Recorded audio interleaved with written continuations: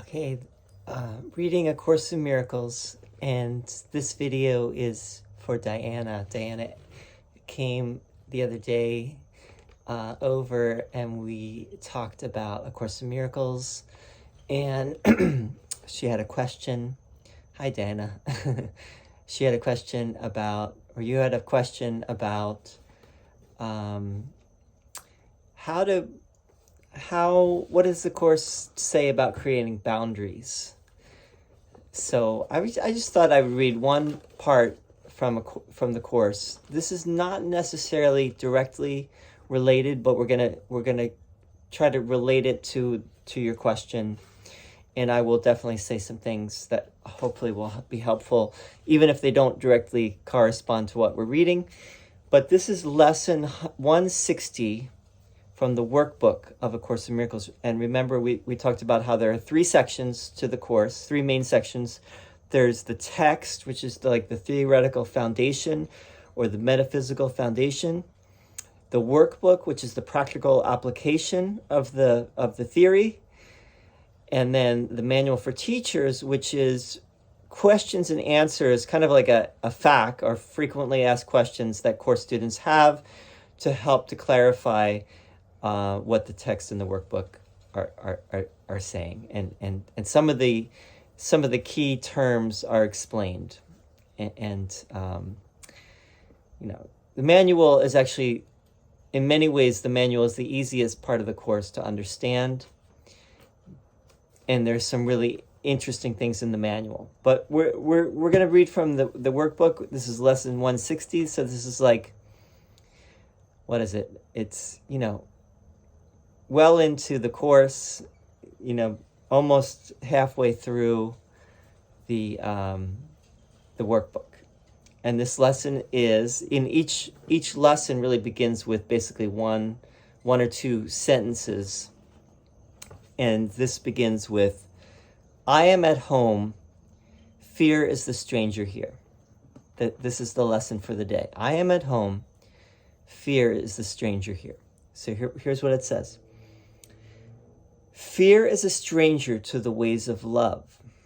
Identify with fear, and you will be a stranger to yourself, unless you are unknown to you. What is yourself remains an alien to the part of you which thinks that it is real, but different from yourself. Who could be sane in such a circumstance? Who but a madman could believe he is what he is not and judge against himself? There is a stranger in our midst who comes from an idea so foreign to the truth he speaks a different language, looks upon a world truth does not know, and understands what truth regards as senseless. Stranger yet, he does not recognize to whom he comes, and yet maintains his home belongs to him, while he is alien now who is at home. And yet how easy it would be to say, this is my home, here I belong, and will not leave because a madman says I must. What reason is there for not saying this? What could the reason be except that you had asked the stranger in to take your place and let you be a stranger to yourself? No one would let himself be dispossessed so needlessly unless he thought there were another home more suited to his tastes. Who is the stranger? Is it fear or you who are unsuited to the home which God provided for his Son? Is fear his own, created in his likeness? Is it fear that love completes and is completed by? There is no home can shelter love and fear. I think it should be there is no home that can shelter love and fear. They cannot coexist. If you are real, then fear must be illusion. And if fear is real, then you do not exist at all. How simply then the question is resolved. Who fears has but denied himself and said, I am the stranger here. And so I leave my home to one more like me than myself, and give him all I thought belonged to me. Now is he exiled of necessity, not knowing who he is, uncertain of all things but this, that he is not himself and that his home has been denied to him. What does he search for now? What can he find? A stranger to himself can find no home wherever he may look, for he has made return impossible. His way is lost, except a miracle will search him out and show him that he is no stranger now. The miracle will come, for in his home his self remains. It asked no stranger in, and took no alien thought to be itself. And it will call its own unto itself in recognition of what is its own. Who is the stranger? Is he not the one yourself calls not? You are unable now to recognize the stranger in your midst, for you have given him your rightful place. Yet is yourself as certain of its own as God is of his Son. He cannot be confused about creation. He is sure of what belongs to him. No stranger can be interposed between his knowledge and his Son's reality. He does not know of strangers. He is certain of his Son. God's certainty suffices. Who he knows to be his Son belongs where he has set his Son forever. He has answered you who ask, who is the stranger? Hear his voice assure you, quietly and sure, that you are not a stranger to your Father, nor is your Creator stranger made to you. Whom God has joined, remain forever one, at home in him, no stranger to himself. Today we offer thanks that Christ has come to search the world for what belongs to him. His vision sees no strangers, but beholds his own and joyously unites with them. They see him as a stranger, for they do not recognize themselves.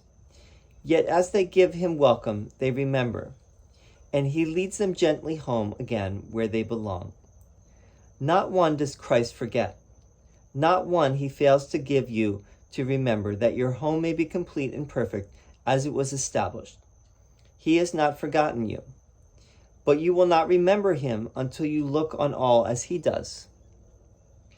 Who denies his brother is denying him, and thus refusing to accept the gift of sight by which his self is clearly recognized, his home remembered, and salvation come. Okay, that's the end of the lesson. I am at home, fear is a stranger here. Now, I understand when you hear this, if you have not been a student of the course and you hear this does not make a lot of sense. In some level it does, and you know that it must make some sense, but you can't generally figure out what it is. And there's a lot of weird language. Obviously, there's resonance with the biblical language, like the stranger in your midst. I forget where that is exactly. I believe it actually starts somewhere in the Exodus, in the book of Exodus. I believe the idea of the stranger in your midst. And obviously, Jesus in the Gospels, what he was doing was he was saying, preach the gospel to the ends of the earth. This gospel is for everyone. This gospel, the word, preach the word. He's telling his disciples, go and preach to everyone. No matter who they are, right? Whereas, in you could say juxtaposition to the Jewish religion from which it came, Judaism was a little bit more closed in terms of like who could be Jewish, and you had to be circumcised, you had to follow the commandments, you had to eat a certain way, dress a certain way, etc., etc. And here comes Jesus saying, no, this is for everyone. This is not just for the Jews. This message is for everyone. And, and so let's just talk a little bit and try to get to your question, which is, how do you deal with people that are maybe not acting in ways that are friendly or maybe even worse. They're acting in ways which are destructive, self-destructive, destructive to themselves, maybe destructive to others. And how do you create boundaries with such people? Or should you create boundaries? And I think should is the problematic word. And it depends, everything depends on the situation, and you can't really say, each situation and each person deserves its own specific treatment. You can't really say what you should do, right? What the Course is getting at, it keeps coming back to, first of all, love and fear, right? There are only these two things ultimately. If you really look at it simply with Jesus, Jesus is the one giving this message. And he's basically saying there's really only two things in this world. There's love and there's fear. Or you could say there is the Spirit, which is the voice for love, and there is the ego, which is the voice for separation and fear. We have fear because we feel separate, right? We have fear because we don't feel whole. We don't feel part of the whole. We don't think that there is a whole. We don't think that we are all ultimately one. We feel divided, and we feel disconnected, and we feel that there are things outside of ourselves that can hurt us. And Jesus reminds us that there really nothing can hurt your true reality, that is completely unaffected, and there's nothing to fear, ultimately. From our perspective, from where we are, there's a lot to fear, and there's a lot that can hurt us. So that's the problem, is that Jesus is saying, well, ultimately, what you really are, in the real world, in God's reality, let's say, love is the only reality. God is love. Love is the only reality, and because we are no different than God, we are as God created us, and God created us like God's self. We are love. That is our reality. So really, this first statement, I am at home, means I am at home in God, and God is love. Therefore, I am love. And love has no opposites. Fear does not exist. In this world, fear is the opposite of love, but in reality, there is no fear. So fear is the stranger, right? I am at home, fear is the stranger here. Now, when we experience fear, we are making that stranger, giving reality to that stranger, right? And we are denying love, basically. And you can only have one or the other, right? You can't really have both at the same time. If you entertain fear, let's say, you are denying love. And the Course is very uncompromising in that regard. It's basically saying that is your choice. You're choosing that. That is what you're choosing, because you can make another choice. You can choose to experience the love. You can choose to be in the love. But right now you are choosing to be in the fear. And why that is the Course takes pains to say why that is. Why do we choose fear? And we're not going to go into all the subtleties and nuances of that, but just to say that that's the case. And Jesus says here at the end, remember we said that Helen's voice, her inner voice, that she was receiving some kind of inner dictation, which wasn't really a voice, it wasn't auditory for her, but she was receiving this rapid inner dictation that she took down in shorthand notes, which became this 1,200-page book, 500,000 words, which is A Course in Miracles. And it's essentially a manual on how to be like Christ. And how is Christ? Christ is complete love and forgiveness, unconditional love and forgiveness. Seeing your neighbor as yourself, not just, love your neighbor as yourself is in Leviticus in the Bible, right? Love thy neighbor as thyself. It's an interesting passage because it comes all of a sudden in Leviticus. Love thy neighbor as thyself. There's all these laws and rules in Leviticus, and then there's things like that. Love thy neighbor as thyself. And why love your neighbor as thyself? Because your neighbor is yourself. Because we are all one, and we can't see that from where we are. But the reality is, when the Course talks about the Son of God, how Jesus is called the Son of God in the Gospels. But when the Course talks about the Son of God, it means all of us. We're all the one Son of God. There's no one special son. Like, Jesus is not the only Son of God. Jesus is a symbol of what we all are in reality. Each one of us, each and every one of us. And what Jesus is available to each and every one of us. Jesus is no different. Jesus was also just like us.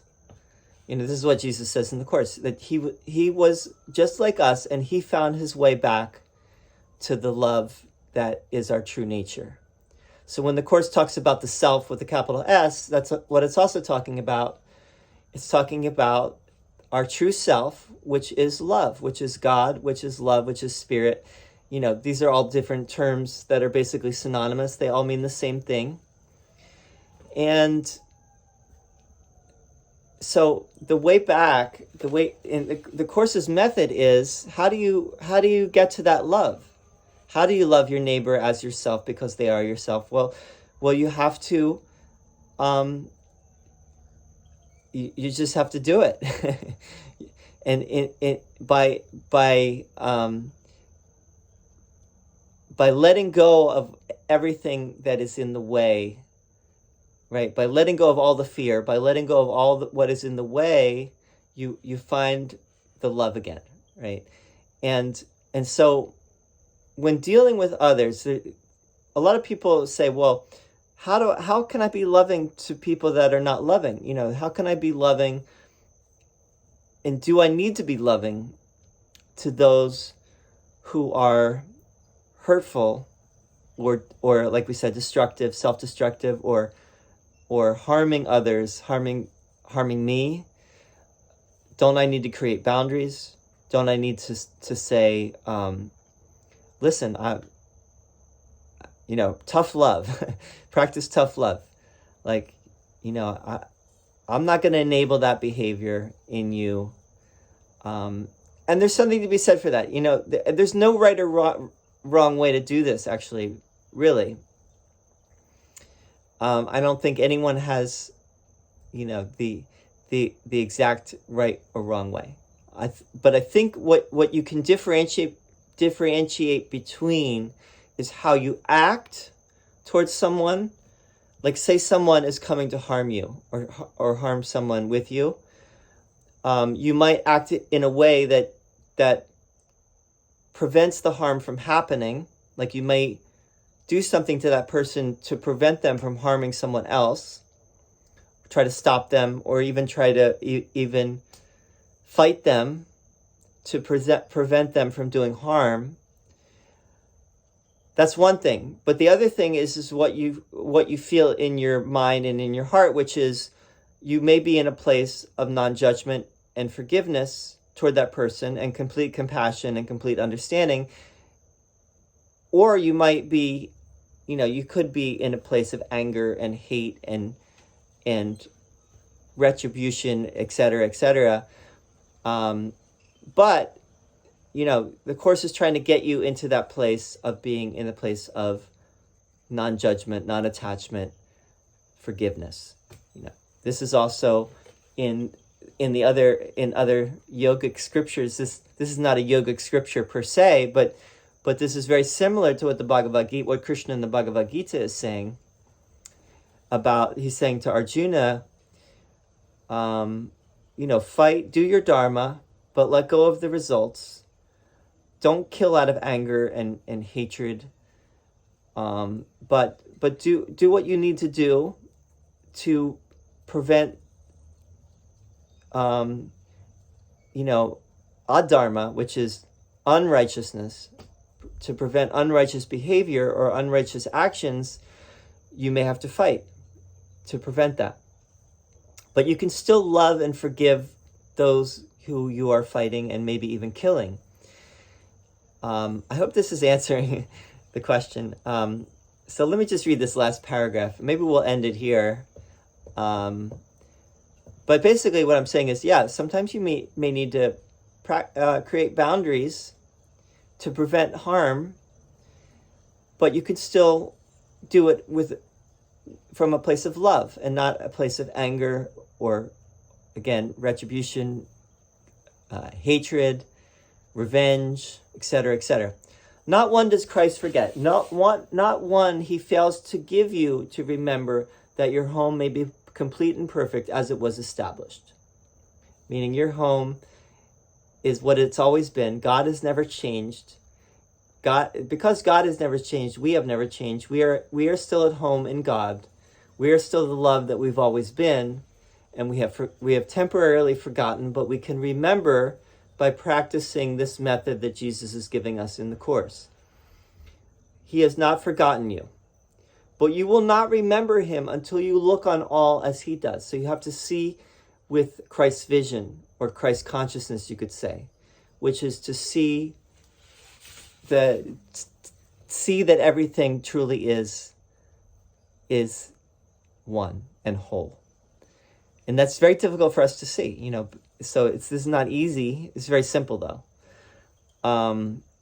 Who denies his brother is denying him, and thus refusing to accept the gift of sight by which his self is clearly recognized, his home remembered, and salvation come.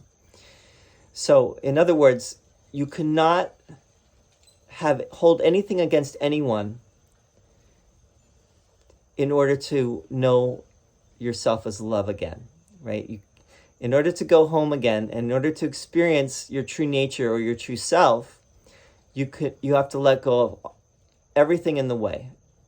Every grievance, everything you hold against others, every lack of forgiveness, every judgment. And then you will know the truth, right? So it's a very tall order, and it's not necessarily an easy journey, although it can be. It can be if you understand the simplicity of it. If you see the simplicity of it, and you're willing to, in a sense, go there and be open to how easy it could be and how simple it could be, then it will be that. But we have a lot of baggage. We have a lot in the way, and so that could be problematic. So anyway, I hope this has been a little bit helpful. I am at home. Fear is a stranger here, and everyone has this question, by the way. It's like, well, I mean, that's great. Love and forgive everyone, and be, isn't that spiritual bypassing? And don't you have to deal with real life situations? And isn't the world very chaotic and random, and people are cruel, and don't you have to,